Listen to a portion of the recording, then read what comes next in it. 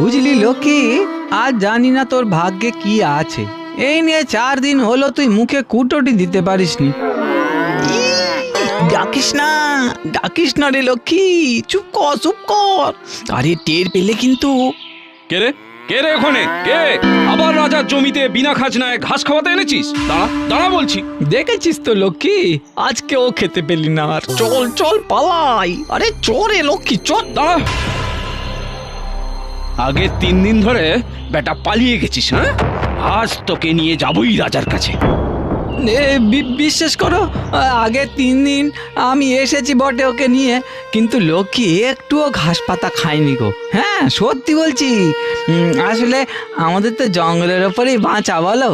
লক্ষ্মীও কি খাবে বলো? হ্যাঁ, আমরা না খেতে পেলেও ঠিক আছে, কিন্তু লক্ষ্মীকে যে খালি পেটে দেখতে পারি না। কিন্তু আর আসবো না, আমি কথা দিচ্ছি, আর আসবো না। এবারের মতন ছেড়ে দাও গো। আজও লক্ষ্মী মুখে কুটোটি তোলেনি, তার আগেই তোমরা ধরে ফেললে। লক্ষ্মী, আরে বলে দে না যে তুই আর আসবি না। বল আমার ভুল হয়ে গেছে, বল। এইবারে ছেড়ে দাও, এই সত্যি বলছি, আর আসবো না গো আমরা। ঠিক আছে, এবারের মতো ছেড়ে দিচ্ছি, কিন্তু আর যদি এই জঙ্গল বা এর আশেপাশেও দেখি না, তোকে কিংবা তোর এই গরুকে ধরে একদম রাজার কাছে নিয়ে যাব। যা, পালা এখন, যা।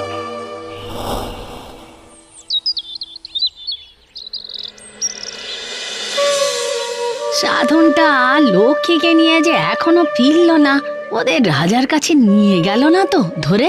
এই আকালের সময় রাজাও ঘোষণা করে দিলে খাজনা না দিয়ে জঙ্গলের কিচ্ছু ব্যবহার করা যাবে না। কি যে করি আমরা।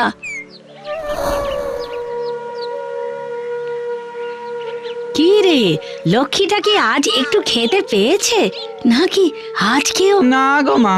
সে কি রে, শোন, যা অবস্থা, আমরা আর জঙ্গলে যেতেই পারবো না, কিন্তু লক্ষ্মীকে যে এরম না খাওয়া অবস্থায় দেখতে পারবো না বাবা।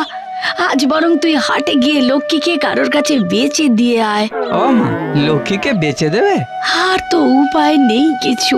কাল আমরাও তল্পি তল্পা গুটিয়ে অন্য কোথাও চলে যাব।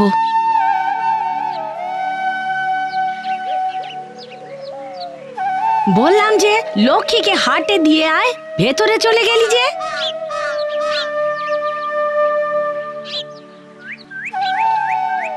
বাবা, লক্ষ্মীকে দিয়ে আসছি, কেমন? আমরাও চলে যাব কালকে।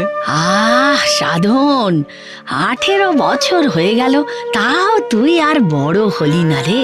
তা হ্যাঁ রে, বাবার স্মৃতি আঁকড়ে ধরে বসে থাক।